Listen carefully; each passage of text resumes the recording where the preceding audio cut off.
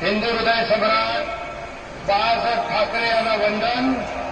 गुरुवर्य धर्मवीर आनंद दिघे साहेबांचं स्मरण आणि देशाचे कर्तबगार आणि लोकप्रिय प्रधानमंत्री नरेंद्र मोदीजी व देशाचे कणखर गृहमंत्री अमित शाह यांच्या भक्कम पाठिंब्याने आशीर्वादाने तसेच राज्यातील 13 कोटी जनतेच्या आशीर्वादाने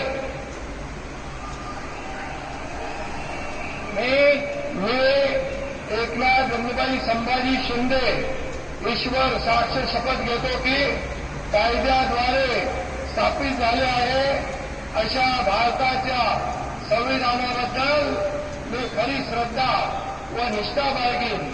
मी भारताची सार्वभौमता व एकात्मता उन्नत राखीन.